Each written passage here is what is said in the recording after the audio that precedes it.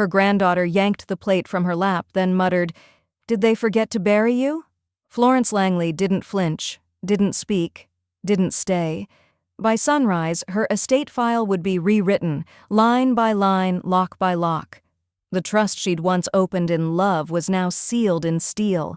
No more second chances, no more assumed entitlements, and when they came looking for the keys, they'd find her legacy had already left without them. Wait, before we go any further, I gotta ask, where are you watching from? Drop it in the comments and don't forget to subscribe. Florence Langley sat at the far end of the living room, her knees angled delicately toward the fireplace, a paper plate balanced on her lap. The potluck was already in full swing, paper streamers sagging across the ceiling, disposable cutlery clinking against casserole dishes, and the air thick with the scent of buffalo dip and oversweet barbecue sauce. She hadn't said much since she arrived. No one had really noticed. Not even her son David, who was currently elbow-deep in conversation about refinancing options with his brother-in-law, as if the grandmother who raised him was just another piece of furniture in the background. Florence's plate held exactly what she liked: deviled eggs, baked mac and cheese, a neat square of carrot cake from her own Tupperware that no one else had touched. She ate slowly, methodically, legs crossed at the ankle. Her cardigan, a soft oatmeal knit, hung loose on her shoulders, and her silver hair had been pinned back in its usual twist, held with the same comb she'd worn for years. She did not look weak. She looked composed. Until Amber walked over. Amber was all angles, sharp cheekbones, designer sneakers, glossy lips that never quite smiled when they spoke. She was Florence's granddaughter in blood, not behavior. Without asking, Amber reached down, snatched the plate from Florence's lap in one quick motion, and said under her breath, "Did they forget to bury you?" The comment wasn't loud, but it didn't need to be. A cousin nearby coughed to cover a laugh. Someone else chuckled nervously. David didn't even look up. Florence didn't say a word. She folded her hands slowly and precisely, and stared at the empty space where her plate had been. Amber didn't even glance back as she strutted toward the kitchen, heels clicking against the tile like punctuation. Later, as Florence refilled her glass of lemon water, she overheard Amber talking to her younger cousin near the hallway. "Booked the penthouse suite for the CreatorCon weekend," Amber said, smug. "Skyline views, clawfoot tub, the works. I've already got 3 collabs lined up. It's gonna be huge." "Wasn't that like $2,000 a night?" the cousin whispered. Amber laughed. "Manifesting sweet energy. Grandpa would have helped. Grandma? She won't even notice. Might still fake an accidental transfer if I smile sweet enough." Florence didn't flinch. She just took her lemon water and returned to the corner.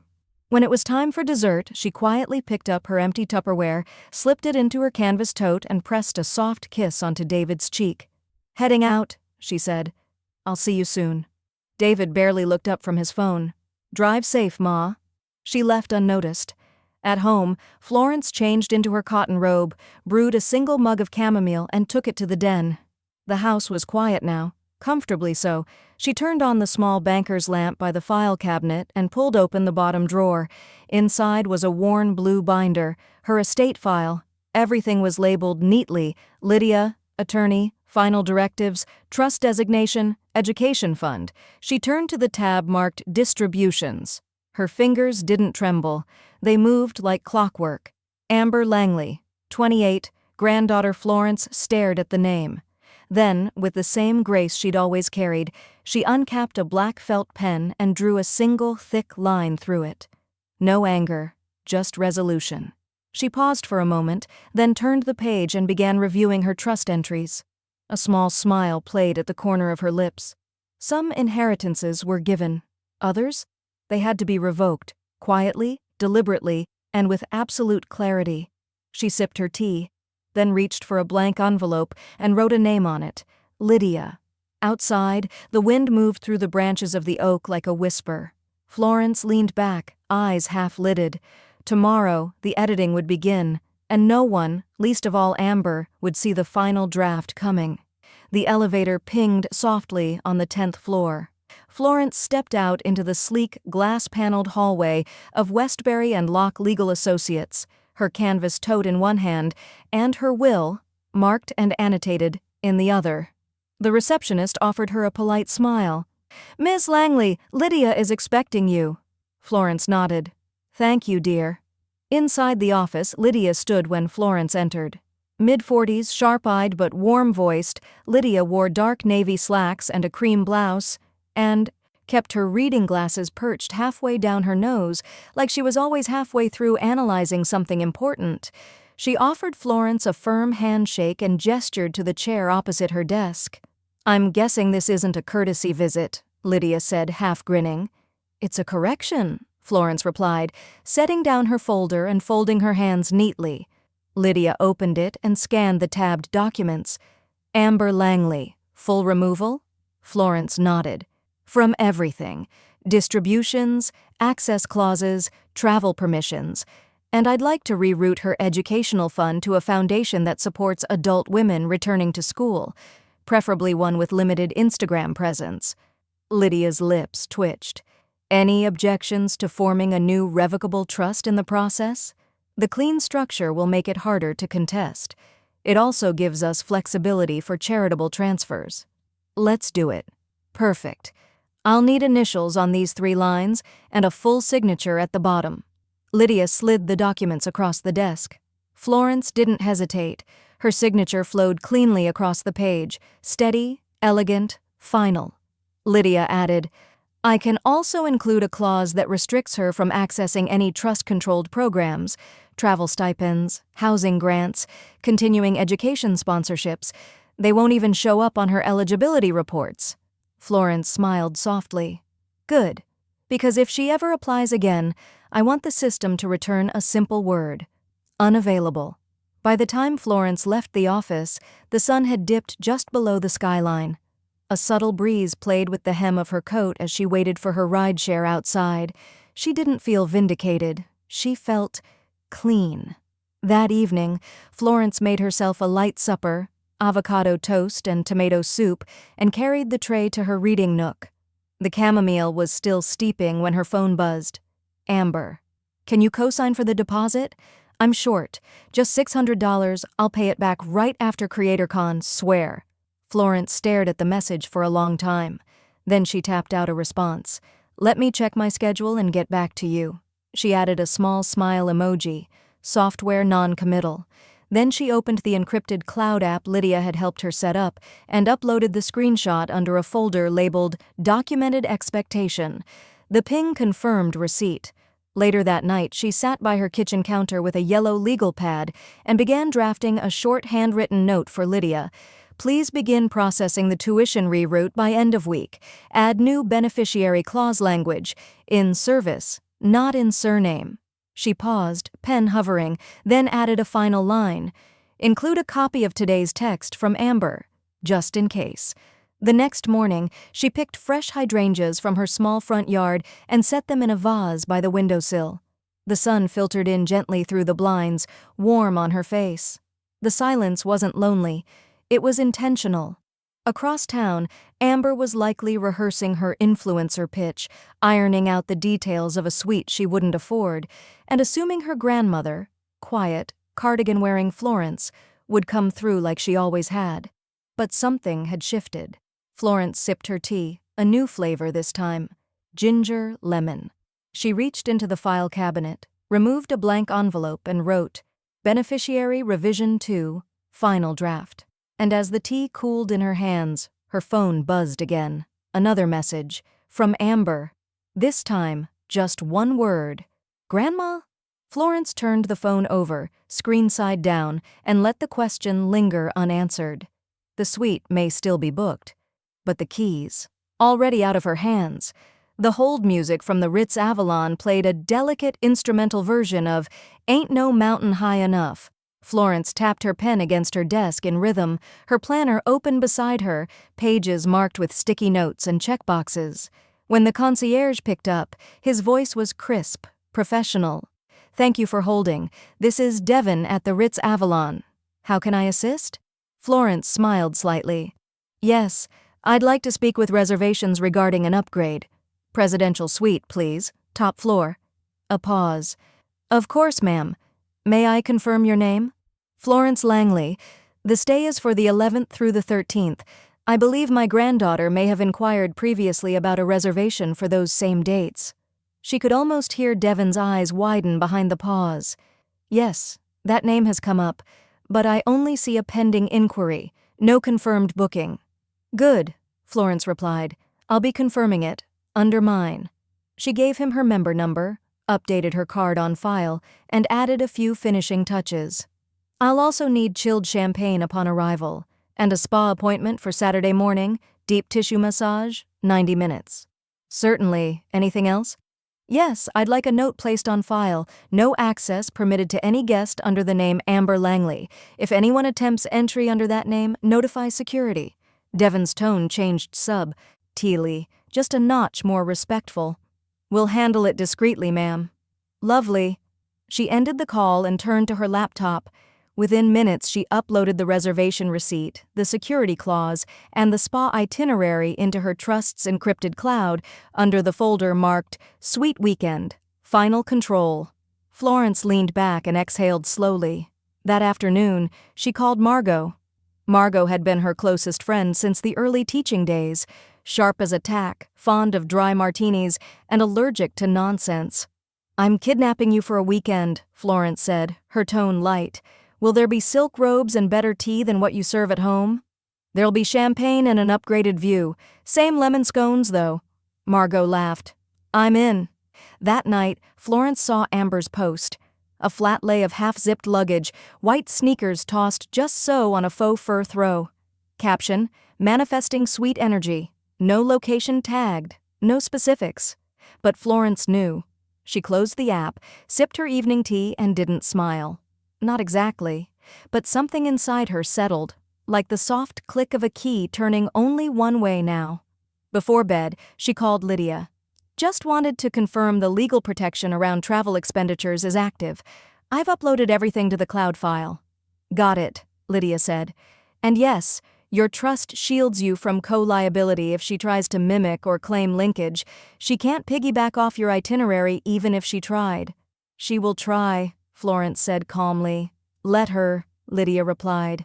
Florence hung up, satisfied. The next morning she set out her weekend wardrobe, a deep navy silk-wrap dress, low heels with supportive arches, and her silver comb polished to a mirror shine. She placed them in a small suitcase with practiced ease. Outside, the mail carrier walked past her fence. Inside, Florence tapped open a new note on her tablet, labeling it, Chapter 1, The Door She Couldn't Open. And as the birds rustled outside the window, she added a short line underneath. Some sweets are earned, others reserved in advance with proof of who you've always been. She locked the screen and zipped her bag. Let the 20-somethings manifest. She had a key card. The bank's glass doors gave a muted whoosh as Florence stepped inside, greeted by the synthetic chill of air conditioning and the low hum of background jazz. She'd worn her navy cardigan and brought only one folder, thin, sharp, and tucked beneath her arm like a legal dagger. A young banker in a red tie looked up. Can I help you, ma'am? Florence's voice was calm but direct. I need to speak to a fraud specialist. He hesitated, perhaps expecting confusion or vagueness, neither of which Florence delivered. Name's Florence Langley. I believe my address was used without permission on a financial application. I'd like to verify all linked accounts and formally freeze access to any that may be cross-contaminated. Within minutes, she was seated in a private cubicle with a mid-level officer named Seth. His tie was crooked, but his typing was fast.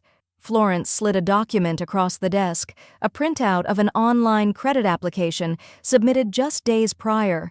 Her street address was there, typed cleanly beneath a name that wasn't hers. Amber Langley. Florence tapped her manicured finger against the page. This is not authorized, that's my home. She does not live there, has not for over a decade, and I'd like every linked account reviewed immediately, especially any that reference this address or my previous financial history. Seth blinked. You think your granddaughter's using your address to qualify for credit? I don't think, Florence replied. I know. By the end of the appointment, she had closed one dormant account, frozen two more, and flagged a shared account, long inactive, as requiring dual authorization for reactivation. On her way home, she stopped by the post office and checked her P.O. box. 3 flyers, 1 utility bill, and a suspicious pre-approval offer addressed to Amber care of Florence Langley. She took a photo, then another, then forwarded both to Lydia with the subject line, "New entry, digital overreach." By the time she got home, Lydia had already replied, "Drafting C&D now. Will add digital fraud protection clause to trust. Suggest you back up hotel confirmations on hard drive and print secondary copies." Florence poured herself a glass of cranberry juice, added a splash of lime, and walked over to her printer. She printed every page of the suite itinerary, confirmation numbers, spa appointments, payment receipts, even the message from Devon noting that Amber Langley was not allowed on the premises. The final sheet was a screenshot of Amber's most recent social media post. The image showed a half-packed suitcase on a hotel bed, glittery heels on the floor beside it. Caption, "5 days till my power stay." Booked and blessed Florence placed the printout on top of the stack. Then she slipped all the documents into a fresh file folder and wrote, in tidy cursive across the label, "Closure Weekend. Exhibits A to Z." She placed the folder in the fireproof cabinet next to her will binder, paused for a moment, then opened her cloud vault and uploaded a backup, the digital folder she named Preemptive Piece. As the upload processed, she stared out the window. The wind moved through her hydrangeas like it had something to say. But Florence had stopped listening for messages from the outside. She was drafting her own. At dusk, she sat in her armchair with a warm compress over her knees and a quiet audiobook playing in the background.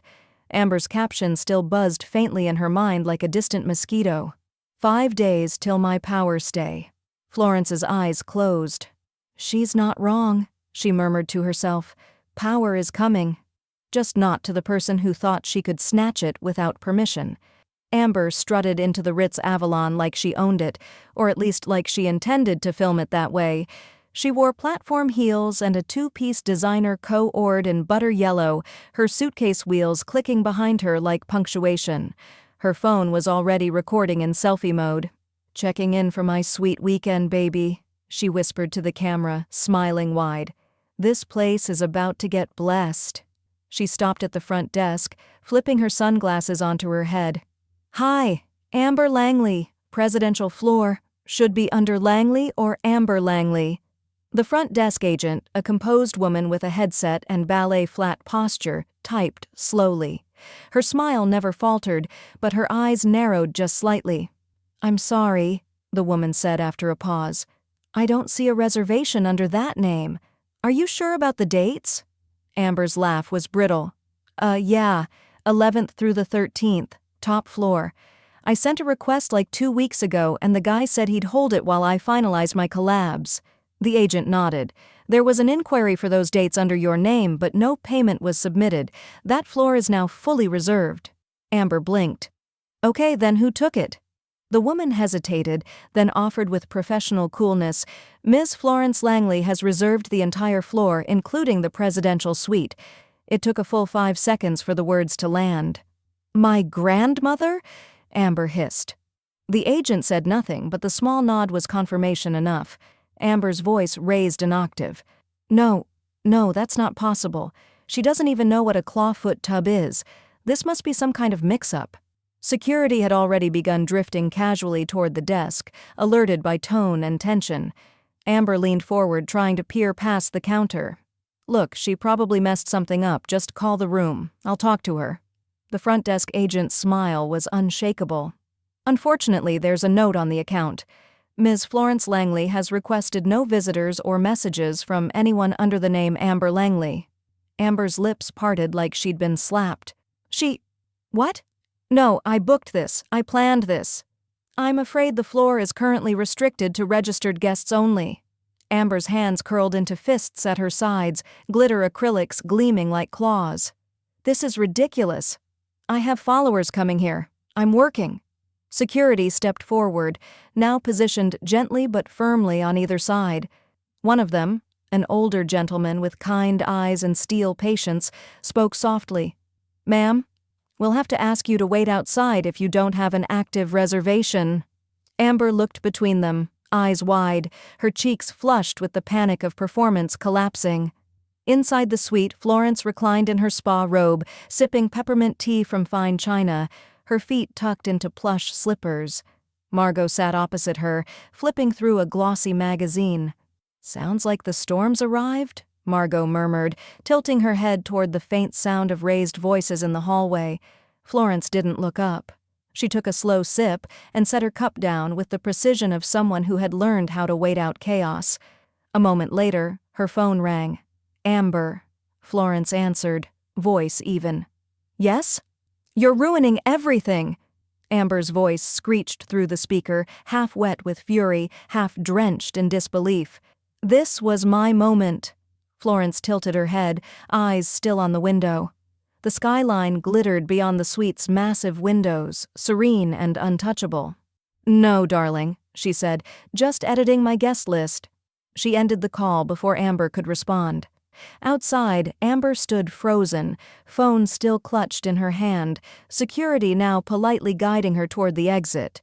Her heels caught on the rug, her pride cracked beneath her gloss.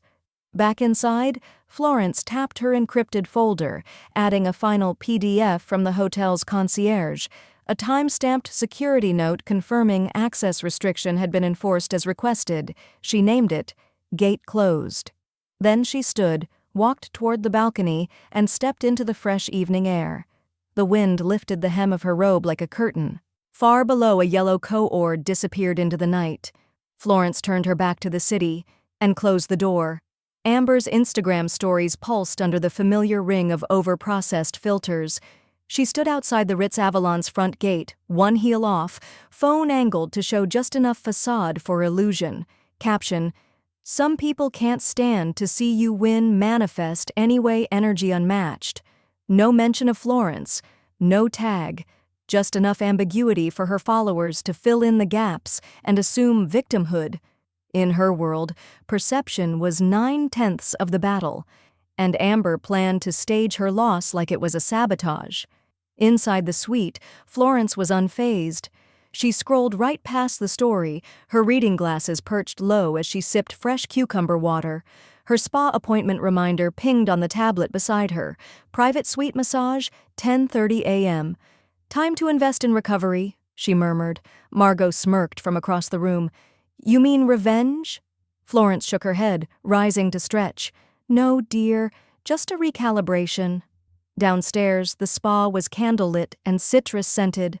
Florence undressed calmly, folded her robe into a perfect square, and lay face down on the heated table as the masseuse began to knead the tension from her shoulders. Outside, a storm of filtered outrage was trying to gain traction, but inside the suite, everything slowed to breath and balm. Meanwhile, at the hotel entrance, Amber's latest trick arrived. His name was Troy, chiseled jaw, faux designer jacket, and the unearned swagger of someone who'd never had to wait in line. He strolled toward the elevator, phone in hand, nodding confidently at the concierge. "I'm meeting Florence Langley. She's expecting me." The concierge didn't blink. "One moment, sir." In less than 30 seconds, security reappeared. Same older gentleman as before, same velvet rope composure. "Sir, you're not on the guest list. Ms. Langley's reservation includes a no-access clause for unregistered visitors." "I just need to drop something off," Troy insisted, flashing a grin that had probably worked on dozens of doorways. "Then you'll need to use the lobby delivery desk. This way, please." By the time Amber's boyfriend was politely escorted out, she was pacing behind a hedge, live-streaming to her followers in whispered indignation. "This place is a mess, y'all. I'm being blocked, literally. Like, there are rules against family now?" But her followers had questions. "Wait, weren't you the one who was getting the suite? What happened to your big stay? Your grandma's in the presidential floor?" Amber ended the stream with a pout and a claim of bad service vibes, then texted Florence with forced control. "You've gone too far. No emojis. Just that." Direct and sour. Florence read it as she reclined again in her suite, feet up, robe fluffed, her pulse as even as the jazz playing through the suite's Bluetooth system. She didn't reply. Instead, she tapped out a short email to Lydia. Subject, "Finalize it. Please file full disinheritance confirmation by end of week. Trust documentation is backed up and verified. FL. She attached the hotel documents again, just in case. From the couch, Margot scrolled through Amber's story and snorted. "You're trending in the quietest way possible." Florence raised an eyebrow. "Silent impact is still impact," she replied. Then she opened her own social media app, long dormant, barely followed. She updated her profile photo, a simple shot from the suite balcony, skyline behind her, wind in her silver hair. One post, just words, white on black, unburied, unbothered. She hit share and closed the app. As the sun lowered over the city, Florence walked barefoot to the suite's balcony and watched the gold light splash across the skyline like a reward for waiting. The suite smelled faintly of lavender and old hardwood. There were no knocks, no calls, only stillness. And yet, below the surface, the fracture lines had deepened. Amber would escalate, Florence knew that. But now there was a record, a digital wall, and a growing distance between entitlement and outcome. Back on the nightstand, Florence's phone buzzed once. A final ping. Amber again. "You've gone too far." Florence turned the phone over, face down, and this time she didn't even glance at the screen. Florence's inbox chimed as sunlight cracked through the balcony drapes. The suite still smelled faintly of bergamot and eucalyptus oil from yesterday's spa steam. She wrapped a cashmere shawl over her robe, crossed the room barefoot, and opened her tablet. Subject: C&D packet ready for review. From Lydia Hall. Attached: formal cease and desist letter addressed to Amber Langley, citing digital misrepresentation, financial overreach, and public slander, served electronically and scheduled for certified physical delivery. Florence read every word carefully, sipping the last of her morning tea. Lydia's tone was firm without being cruel, precise like a scalpel instead of a sledgehammer.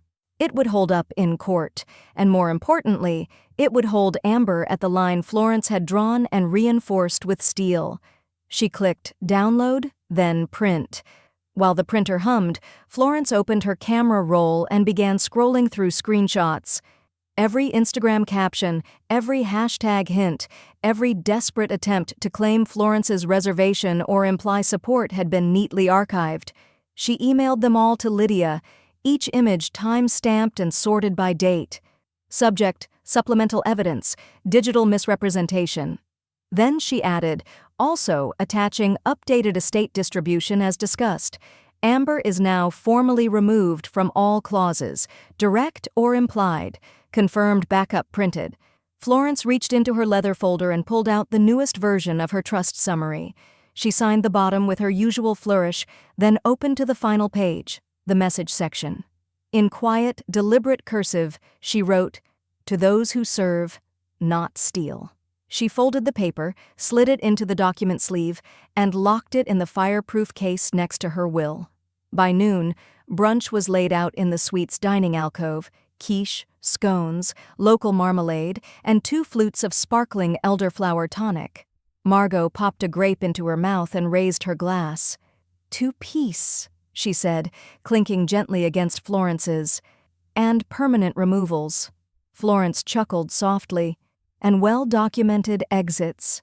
Do you think she knows she's legally sealed out?" "She will by morning," Florence replied, "once the courier gets to her doorstep." They dined slowly, savoring the food, the light, the hush that followed closure. Downstairs, a crowd of influencers buzzed with ring lights and brand pitches, but none of it reached the top floor. Florence was already floating above it. After brunch, she opened her grant portfolio and added a final line item, $15,000 earmarked for a tuition fund supporting women over 60 returning to school.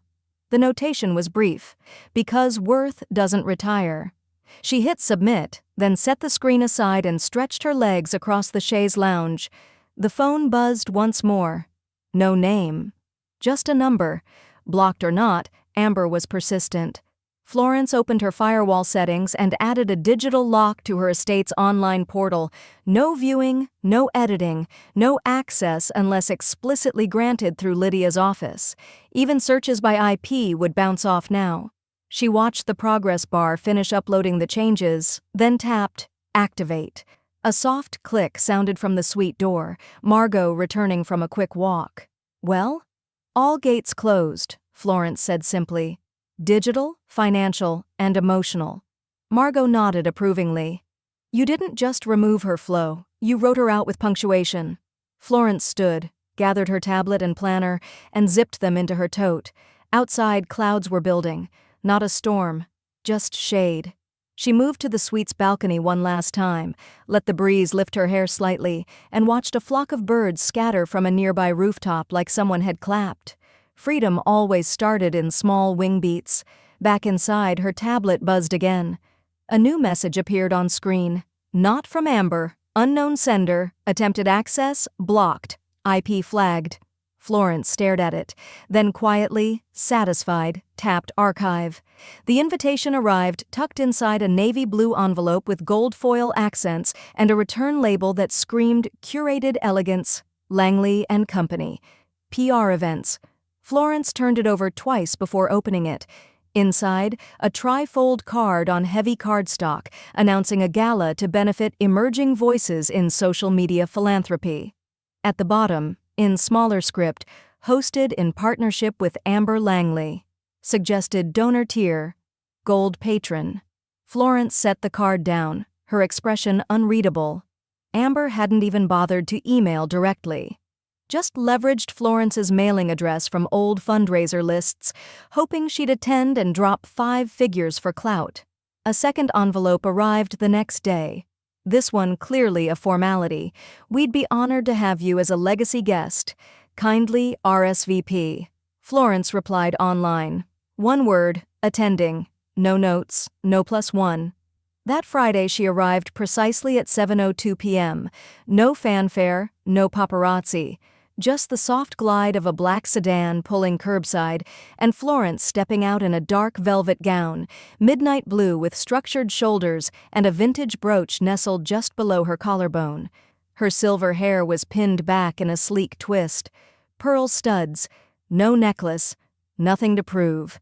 Amber spotted her almost instantly, from across the ballroom, through a sea of ring lights and champagne flutes. Her face faltered mid-conversation with a TikTok skincare influencer. She blinked, as if willing Florence into a hallucination. Florence didn't look at her. She handed her invitation to the usher, who barely glanced before offering a deep, respectful nod. Right this way, Ms. Langley.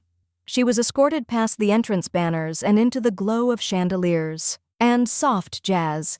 The gala had all the predictable trappings: minimalist centerpieces, monogrammed programs, half-enthused donors tapping through Instagram between speeches. Florence made no announcement. She found her seat, front row, reserved for legacy contributors. Amber hovered across the room, glancing over every few seconds, waiting for Florence to approach. Florence never did. When the keynote speaker took the stage, a murmur rose in the crowd.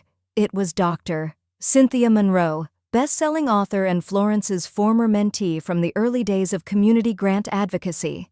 Cynthia spotted Florence from the podium and offered a subtle nod.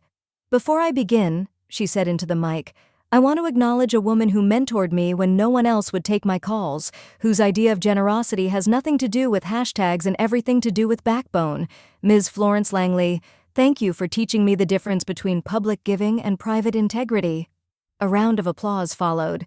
Amber clapped too, but slowly, awkwardly, like she wasn't sure if she was being included or replaced.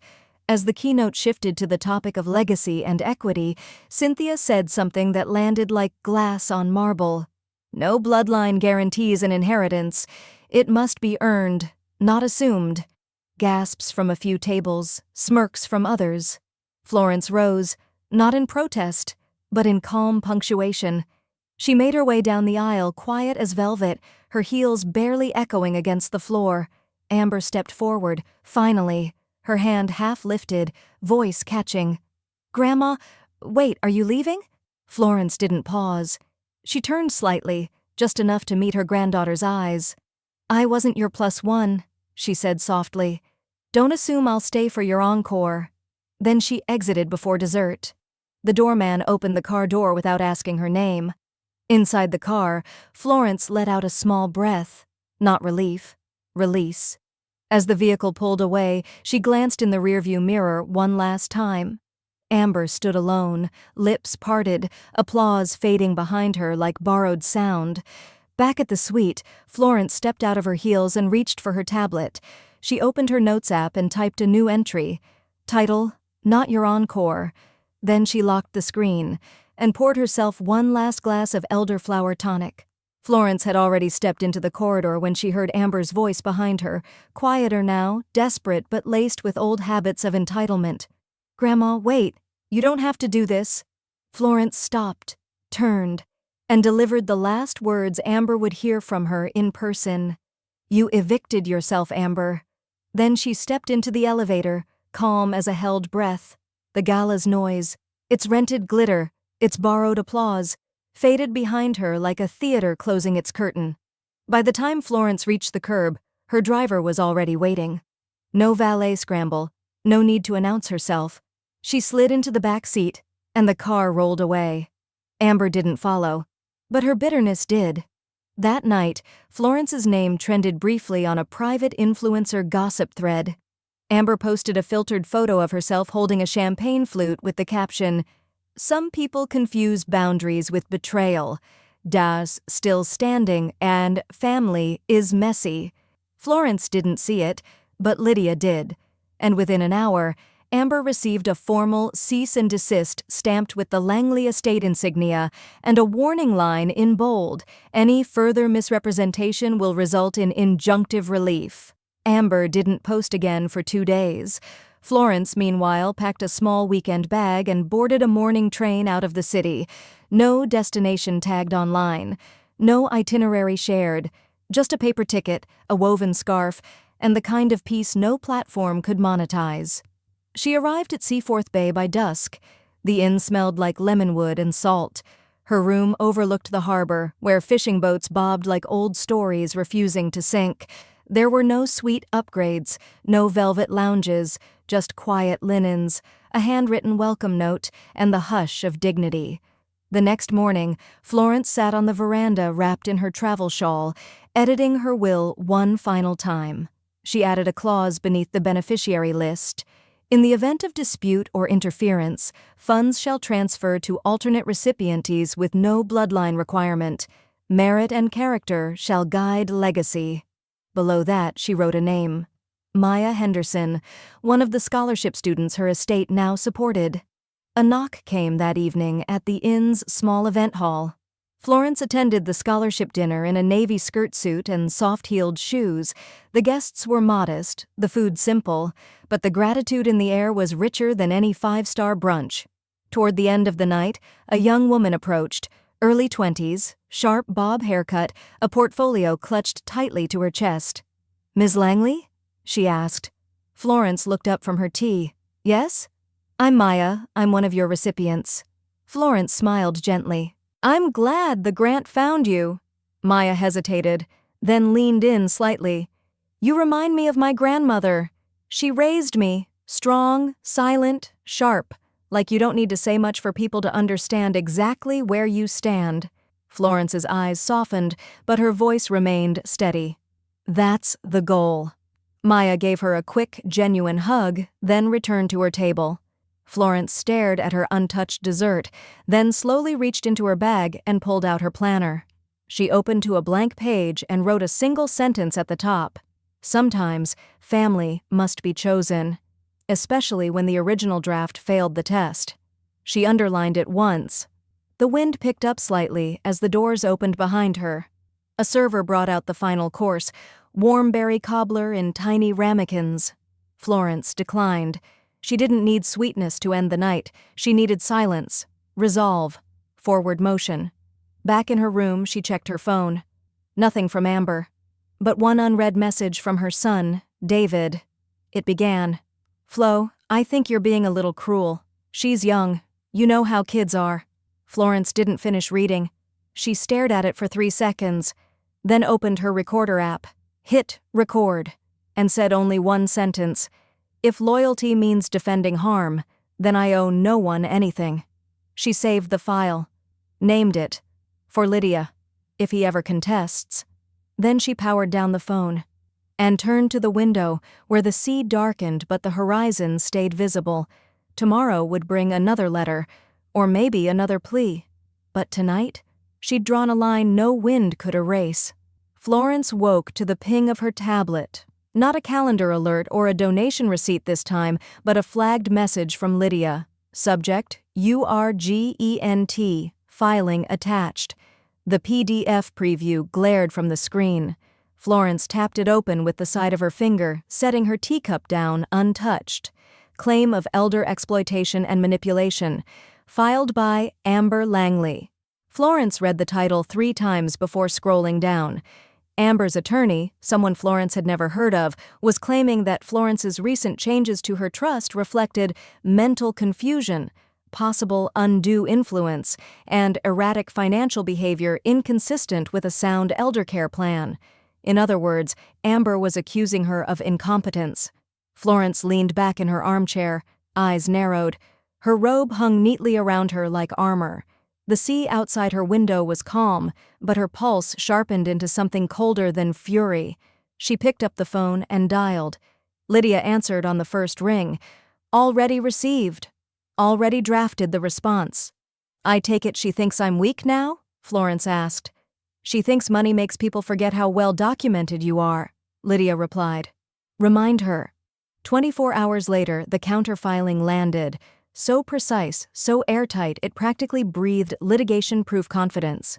Attached were Florence's notarized mental competency evaluations from the prior year, 3 decades of organized financial files, 2 video recordings of her estate planning meetings, time-stamped and witnessed, the digital trust log showing every change logged with 2-factor authentication. Lydia's note at the bottom was simple. Dismissal requested on grounds of baseless accusation and documented autonomy. The judge reviewing the preliminary filing issued the ruling the next morning. Case dismissed. No standing. No merit. No hearing. Florence received the email in her private inbox. She didn't cheer. She didn't exhale. She just poured a fresh glass of iced tea and forwarded the ruling to Lydia with 1 sentence. She wanted the suite. All she got was a subpoena. That evening, Florence returned to the suite, this time not for spa treatments or silence, but to host. She had invited 5 young women, each a recipient of her scholarship fund, all students she had selected for grit, grace, and untold potential. They wore simple dresses and shy smiles, holding their name tags like fragile tickets. Dinner was set in the corner lounge of the presidential floor. White linen, string lights, soft jazz curling through the walls. Florence stood to make a toast. No bloodline guarantees an inheritance, she said, echoing Dr. Monroe's words from the gala. And you don't inherit respect. You earn it, one honest choice at a time. They raised their glasses. Sparkling cider caught the light like promise. The women dined slowly with laughter that came in bursts, first nervous, then full. Florence listened more than she spoke. But when one of the students asked how she built her legacy, Florence answered softly, by letting go of the ones who assumed they deserved it. Later, when the guests had left and the suite had gone quiet again, Florence sat at the desk and tapped open her voice recorder. She titled the new file, Chapter 12, Contested, then Cleared. She pressed record. They said I was confused. They mistook silence for weakness, just like they always had. But my clarity? It was the thing that buried their entitlement. She paused, then added, Don't wait to defend your worth. Document it. Seal it. And if they ever question it, be ready to win quietly. She stopped the recording and backed it up to 2 encrypted folders. Outside, the wind shifted. A storm was coming, but not the kind Florence feared. She stood at the window, arms folded, watching the waves rise. There would be fallout. Amber wouldn't vanish overnight. But tonight, there was paperwork stronger than rage, and witnesses who now called her mentor, not grandmother. Her legacy no longer lived in bloodlines. It lived in proof. And tomorrow? Tomorrow she'd start writing the chapter called Aftermath. Florence hadn't planned on publishing her memoir. It started as voice notes, archived reflections to clarify her estate decisions. But Lydia, ever the strategist, had floated the idea over lunch one afternoon. You're not writing a memoir, Florence. You're crafting a blueprint. Now, without any marketing push or fanfare, the pre-order link, quietly released through an elder justice advocacy group, was gaining unexpected traction. By the end of the week, Unburied, Boundaries, Bloodlines, and Becoming Your Own Advocate had slipped into the trending nonfiction queue for legal rights communities. Book clubs in 3 cities requested advance copies.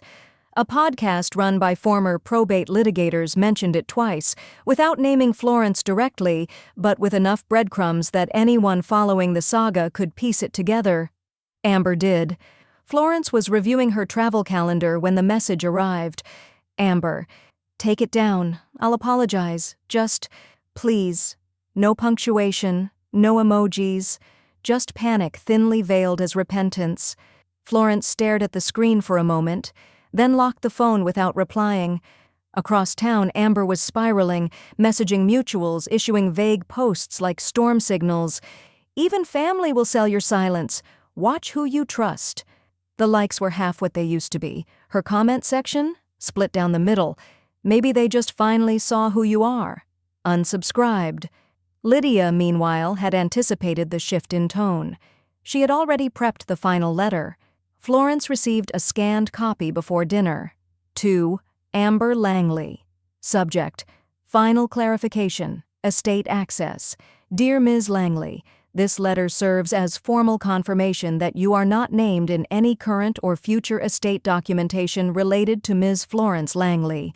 You are neither designated as a beneficiary nor eligible under conditional clauses. Any inquiry regarding access will be logged and declined. Sincerely, Lydia Hall, Esquire Westbury and Locke Legal.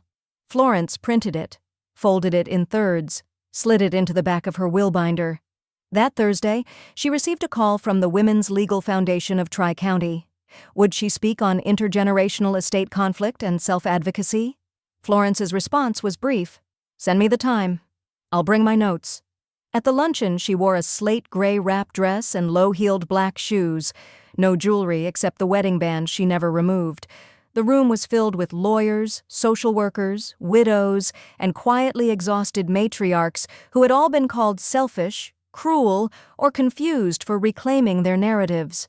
When it was her turn to speak, Florence walked to the podium and paused before the mic. My name is Florence Langley. I'm a retired teacher, widow, and executor of my own peace. A ripple of laughter. Warm, not mocking. She continued, I've been called cold for protecting what I've built, disloyal for not funding dysfunction. But let me be clear, you don't get written in after writing someone off. Legacy doesn't come with a birth certificate, it comes with a receipt. The applause was quiet at first, then full. Afterward, a woman in her 60s approached her with tears in her eyes. You said what I've been trying to put into words for a decade. Florence simply nodded and pressed a business card into her hand, not for Lydia, but for the grant that had helped fund her own estate revision journey. Back home that evening, Florence lit a small vanilla candle and poured a single glass of lemon tonic. She pulled a photograph from the luncheon, one of her standing at the podium, jaw set, eyes clear. She slipped it into a black frame, then placed it beside her will binder on the bookshelf. No spotlight, no applause. Just evidence that the woman in the photo had chosen herself, and for once, stayed chosen. As she turned to head upstairs, her phone buzzed again. Not Amber, not David. A notification. Unburied had just reached number 3 in Elder Legal Empowerment. Florence didn't smile, but she did whisper, now they're reading what they refused to hear, and clicked off the light. Amber Langley stood at the front desk of the Shorepine Hotel, lip gloss faded, voice trembling. There has to be a mistake. I have a history with this property. The concierge didn't blink. Yes, ma'am. That's why you're on. The internal risk ledger. Amber blinked. What does that mean? It means we cannot honor a reservation under your name, nor under any affiliate names connected to your prior flagged bookings. Across town, another hotel, the Arcadia View Suites, had already done the same. 2 properties, 2 blocks on her digital footprint, one for a bounced luxury booking, one for a flagged cosigner credit card issued under a trust she no longer had access to. Florence's trust update had completed 2 days ago. Every card tied to Amber's identity had been severed, cleanly, legally, irrevocably. One of those cards had also carried Troy's name. When the last transaction failed at a rented BMW desk, he called Amber from the curb. "You should have warned me," he snapped. "You should have paid something," Amber hissed back. He hung up before she could finish the sentence. That night, Amber opened a GoFundMe page titled "Starting Fresh After Family Fallout." The description was vague, full of passive phrasing and hashtagged heartbreak. Donors? 3. Total raised after 72 hours, $94. The comments stung more than the silence. Not funding entitlement. Your grandma's the blueprint. Meanwhile, Florence was reviewing a quarterly distribution file with Lydia. One line item had been highlighted for reallocation, a fund originally earmarked for legacy travel. Florence crossed it out with clean strokes. "Transfer the full amount," she said. "Housing stability grants, young single parents, no influencer residencies." That week, $20,000 landed in a foundation that funded rental relief for mothers under 30. 3 days later, a message arrived in Florence's inbox. Subject: "Thank you for my roof." "Hi, Ms. Langley. I'm 19 with a 2-year-old and was days away from eviction.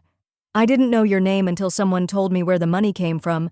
I just wanted to say, thank you. You gave us a roof. You gave me a second chance to be someone my daughter can count on. I don't know your story, but I felt your kindness anyway. Shayla P. Shelter client." Now tenant Florence read the message twice, then typed slowly, deliberately. Subject: your roof. Use it wisely. That's all I ever wanted. FL. She paused, then added, "And build forward, not back." She hit send and leaned back in her chair. Outside, the sky had shifted to spring gray, the kind of overcast that made everything feel softly lit. The wind moved gently through her yard. Nothing sharp, nothing harsh. Inside, her home was quiet. No unpaid echoes, no generational shame still whispering from the walls. Florence crossed the room and opened her document binder. She slipped Shayla's email into a plastic sleeve labeled "Real Impact." Then she flipped back to the original estate plan, years old now, stiff with outdated intention. At the top of the page, once reserved for family notes, she wrote, "Blood didn't raise me. Character did. So that's what I fund now." Down the block, a delivery truck passed with no notice. In a different part of the city, Amber was live streaming again, her voice thinner, trying to reclaim oxygen in a room that had already been emptied. Florence didn't watch. Instead, she opened her recorder one more time and spoke a single sentence. "Closure isn't an event. It's a decision to keep the door locked even if they still knock." She titled the entry, "Suite Closed," and pressed save. The phone call came just past 9 while Florence was trimming a loose thread from her evening shawl. She let it ring once before answering, out of courtesy, not curiosity. "Hi, Ma," David said, like nothing in the world was cracked. "You got a second?" Florence sat. "Go ahead." There was a pause, then the tone she'd come to recognize over the years, the mix of condescension and concern that men used when they wanted to correct without appearing controlling. "I think you're being a little cruel," David said. "Amber's young. She made mistakes. You've always been so composed, so strong. I mean, is this really who you want to be remembered as?" Florence didn't reply. He went on. "She's spiraling. Her boyfriend bailed. She's dealing with cancel culture online, Ma. And now there's your book trending like some indictment. You know how kids are. They lash out." Still, Florence said nothing. "I just think," he continued, "that this whole thing, cutting people out, recording everything, locking down your estate like it's Fort Knox, isn't the mother I grew up with. You used to give people grace." Florence's thumb hovered over the screen. Then slowly, she tapped the record icon on her backup device. His voice continued. "You can't just erase family because you're upset. Don't be the one who breaks the bloodline." She ended the call without a word. 30 minutes later, she emailed the voice file to Lydia. Subject: Additional documentation. Text: Please amend my will to reflect a no contest clause for David Langley. Note: Should he challenge, he is to be treated as having predeceased me. She watched the upload bar move across the screen like a final curtain. That weekend, Florence attended the Northern Educators Retirement Gala, hosted at a restored civic hall downtown. She wore dove-gray silk with her silver comb nestled in her hair. Margot accompanied her in pearls and punchy red lipstick. When the host called Florence to the stage, the applause was genuine. Not out of pity, not out of spectacle. Real, earned. A pillar of dignity, the MC said, voice ringing against the chandeliered ceiling. She taught generations, not just in curriculum, but in character. Ms. Langley, you taught us that boundaries are not cold. They are warm shields for weary souls. Florence stepped to the microphone, her heels steady on the wooden floor. I used to think legacy was about who carried your last name. Now I understand. It's about who carries your values. The crowd didn't erupt. It hushed, and stayed that way. Back home, she changed into her robe, steeped a fresh cup of cinnamon tea, and pulled out her healthcare directive file. She opened the previous version, saw David's name listed under primary medical advocate, and calmly crossed it out. Below, she wrote, Margot Ellison, trusted executor and health proxy. Reason, proven loyalty under pressure. Then she signed it, dated it, scanned it. She placed the paper into the updated folder labeled Directive, Final Standing. Her phone buzzed an hour later. David, she's spiraling. We'll talk when you calm down. Florence stared at the message. No punctuation, no apology, just deflection. She swiped left, deleted it. The screen went blank as if the words had never existed. Outside, the trees rustled against the windows like old secrets too tired to knock again. Florence rose and locked the front door, out of habit, out of principle, out of finality. In her office, the lamp cast a soft yellow pool across her desk. She pulled out her recorder, pressed record, and said, Bloodlines are biology. But legacy? That's who shows up when you're outnumbered and stays when you're not useful. She titled the file, Bloodline Break? Confirmed. Then backed it up to both cloud and flash drive. The night settled into quiet, and for the first time in months, there were no alerts, no requests, just peace. But morning would come with a message she hadn't expected, a new name and a new claim. The ballroom at the Eldridge Hilton gleamed beneath amber uplighting, floor buffed to a slick sheen, scent of warmed hors d'oeuvres drifting like perfume. Florence stepped out of the elevator in a deep plum pantsuit, heels clicking like punctuation, Margot trailing behind her with a wink and a glittering clutch. The banquet wasn't hers. It was for a corporate philanthropy group she'd once consulted, back before she'd learned that family sometimes included strangers who held your hand without strings. As she approached the reception line, Florence saw her. Amber. In a server's uniform, hair pulled too tight, smile too wide, carrying a tray of miniature crab cakes like it was silver armor. She spotted Florence, too, just for a second, then quickly looked away. Florence didn't pause.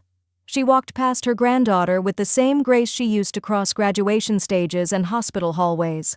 Measured, unfazed, high-heeled dignity wrapped in silence. No words, no warning, no rescue. Just the rustle of silk and the sharp line of someone who had already said her last goodbye. Margot leaned in, voice low. You're the only woman I know who upgraded after being downgraded. Florence allowed the corners of her mouth to tilt, but only briefly. The next morning, she sat on a panel at the State Women's Housing Justice Conference. Her nameplate read, Florence Langley, estate advocate and author. The woman to her left was a retired judge. The one to her right, a policy analyst. Yet when Florence spoke, the room leaned in more than it had all day. There's a reason so many women hesitate to say no, she told the crowd. We're raised to believe silence is maturity, but sometimes silence is complicity. I chose another kind. Applause rose like a tide, slow but sincere. After the panel, she stepped into the hall to retrieve her coat when a young reporter from the Ledger Tribune approached with notebook in hand. Ms. Langley, quick question. Some people have described your memoir as a revenge saga. Care to comment? Florence held the reporter's gaze. It's not about revenge, she said, tone crisp but calm. It's about remembering who you are after everyone's tried to write over you. The reporter didn't ask a second question. Later, as the panelists gathered for closing remarks, Florence was handed a velvet box. Inside sat a crystal dessert plate, etched delicately with her name and a phrase beneath it, still standing, still serving. She blinked once, then lifted it out slowly, hands steady. It wasn't gaudy, it wasn't performative, it was acknowledgement. Quiet, permanent, real. Margot met her at the coat check, reading the inscription over her shoulder. I knew you'd get a plate back someday. This one won't break. They left through the main doors as the sky dimmed over the city. Inside the ballroom, Amber cleared glasses from abandoned tables. No one looked her way, not anymore. That evening, Florence returned home and set the plate beside her memoir proof copy on the bookshelf. Not high up, not hidden, just there, like a bookmark between lives. She poured herself a glass of elderflower tonic, no garnish this time, and stepped out onto the porch. The trees rustled again, but this time they sounded less like whispers and more like applause. Her phone buzzed. Not Amber, not David. An email. Subject: Proposal invitation. State Grant Council on Elder Women's Autonomy. Florence opened it. They wanted her voice, her vote, her story. Not as a relic, but as a blueprint.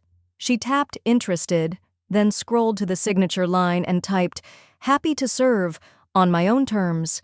And as she hit send, a thought passed through her like the wind brushing the corners of her porch. Legacy isn't what you leave behind, it's what you reclaim. Out loud. The message arrived just after 5 a.m. Amber, please. I'm sorry. Can we talk before you go? No punctuation, no salutation. Just the same familiar desperation, this time packaged as last-minute redemption. Florence read it in silence from her window seat in the coastal suite. The bay outside was barely beginning to glow, sky blushing with the earliest edge of sun. She didn't reply. She didn't even tap read.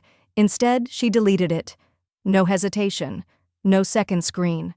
Then reached for her travel clutch, slid the phone inside, zipped the leather closed, and turned the brass clasp until it clicked. Let the message sit in the past. Let the silence answer for her. Downstairs, her driver loaded the last of her luggage into the town car's trunk. Just one suitcase, one journal. No deadweight, no heirlooms, nothing borrowed. By the time Florence arrived at the port, the ship was preparing final call. The SS Caravel stood at dock like a promise, white, polished, and elegantly quiet. Not a party cruise, not a networking cruise, just peace at sea, stretched out over 12 uninterrupted nights. Florence stepped out of the car wearing navy linen pants, a cream silk blouse, and her mother's antique wristwatch, face cracked, still ticking. Margot was already at the gangway in oversized sunglasses and a linen trench. You packed light, she said with a grin. I've already offloaded everything that didn't serve me, Florence replied. Most of it talked too much. They laughed softly and boarded, shoulder to shoulder. The sea air carried no noise from the land, just the scent of salt, distance, and clean departure. At 10 a.m. sharp, the horn blew once, long, low, and decisive, a sound that had nothing to do with warning and everything to do with release. By noon, they were standing at the forward deck railing, champagne glasses in hand, watching the coastline blur into mist. Margot lifted her flute. To being unbothered. Florence clinked gently. To exits, not apologies. They drank. The bubbles whispered like approval. Later, back in her private stateroom, Florence placed her clutch in the drawer, locked it, and sat at the desk facing the window. Her journal lay open, bookmarked with a hotel receipt and a photo from the legal luncheon, the one where she stood behind a podium instead of behind someone else's expectations. She flipped to the final page, the last page. She uncapped her fountain pen, paused for breath, and wrote with clean, precise strokes. Final note. The only plate she'll ever take from me again is this one. She underlined it once, then slipped the journal into her leather folder marked Personal Archive, Final Draft. The edges of the folder were soft with use, but the inside was clean, organized, deliberate. Everything Florence intended to pass on was inside, nothing more, and certainly nothing less. She returned to the deck at sunset. The wind teased loose strands from her bun, and the ocean, far below, trailed behind the ship like a ribbon Florence had finally unknotted. Margot joined her with a refill in each hand. "You ever think about writing a sequel?" she asked, smirking. Florence shook her head, eyes on the horizon. Sequels mean someone didn't finish their lesson.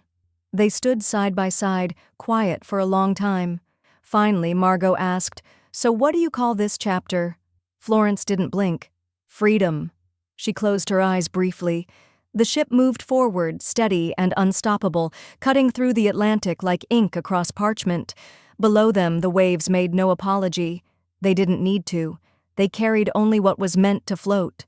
Florence turned once more toward the sea, her voice barely louder than the wind. "She snatched my plate." A pause. The breeze curled her scarf like punctuation. "I reserved my legacy." And for the first time in a very long time, Florence— Langley smiled.